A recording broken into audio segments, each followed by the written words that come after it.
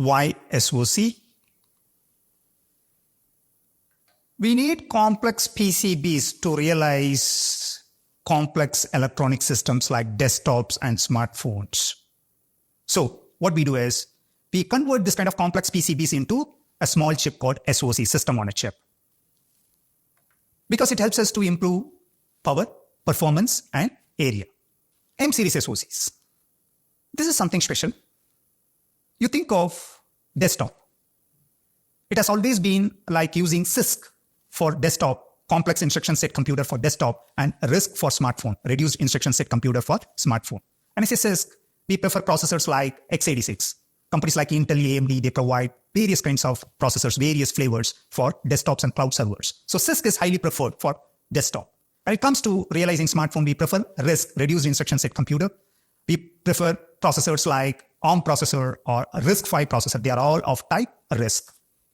So this is something special. First time Apple introduced SoCs using ARM processor for their desktop.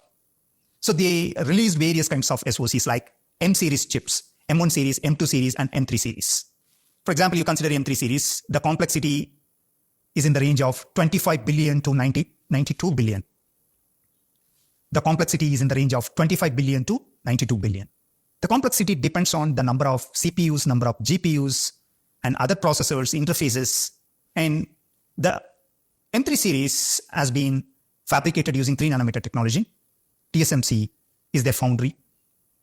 So this is one good example how we can make use of SoC technology even for desktops. So 2 things are unique. You consider MacBooks from Apple, 2 things are unique. One is their SoC technology, how they use SoC design methodology to realize their M-series SoCs. Generally, we don't prefer SoCs for desktops, but Apple is doing it. And the other thing is M-series SoCs are based on ARM processor, right? So this is using RISC processor technology, reduced instruction set computer. So first time Apple introduced SoCs using a RISC processor for their desktops and laptops. All right. We prefer SoC to reduce the power consumption, increase the performance, and reduce the area. We have been talking about iPhone 15. How it does the magic? There is a chip inside called A70. And this chip is very complex. TSMC fabricated this chip using 3 nanometer technology. It has been designed using 6-core ARM CPU, 6-core Apple GPU, 16-core Neural Engine. You can find all the details here.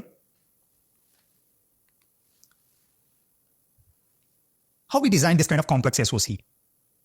How the architecture of any smartphone SoC would look like. This is not the exact architecture of A70, but let's explore the smartphone SoC architecture in general, how it would look like.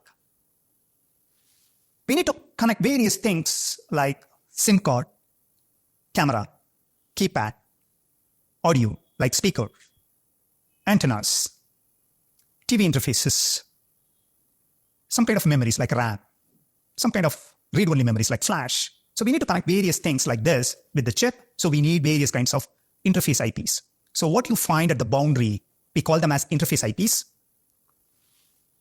To process the information, what we need is, we need engine that's built with various kinds of processors, like CPUs, GPUs, image processors, DSPs. So what do you find at the core? That's nothing but the engine built with various kinds of processors. How we connect all these components, interface IPs and processors, we use on-chip bus to connect all these hardware components. And there could be other subsystems like Bluetooth and wireless. So we have terminologies like IPs and subsystems. IP means intellectual property. So here every interface, GPI or USB or application processor, everything is an IP, intellectual property. That could be kind of complex subsystem. For example, Bluetooth or wireless, instead of having them as a separate chip, we can also have them as subsystem as part of SoC, right? And there could be other components like power management unit. I was talking about low power design. Let's look at how we deal with it. We always assume that the entire chip operates at VCC. It's not the case. Within chip, different IPs will operate at different voltage levels. That's what we do. You look at the CMOS power equation, power is directly proportional to the square of the voltage. So we try to reduce the voltage level. So we classify the IPs like high performance IPs, something like processor, a medium performance IP, or low performance IP. Low performance IP like UART, SPI. So we classify the IPs like high performance, medium performance, and low performance. So here you can see different colors. We define different kinds of voltage islands. That's one. So different components will operate at different voltage level. It's not going to be straightforward. We need to have additional components like level shifters, how the communication is going to happen between the voltage domains. So we need to connect the wires through level shifters. That will take care of voltage levels. Also, we try to control the entire chip, like controlling various blocks. Which block should be active at what time? What it means is the entire chip is not going to be active all the time. Different blocks will be active at different times. That's what the power management unit does. Again, it's not going to be straightforward, so we need to use additional hardware components like isolators. If one block is active, the other block is not active, then we need to put off the communication. For that, we need isolators. Also, we need to take care like how to wake up the block. It has to remember the previous state. So that's part of low power design methodology. So two things you need to remember. The entire chip will not operate at constant voltage. Different IPs, different hardware components will operate at different voltage levels. The second one is the entire chip will not be active all the time.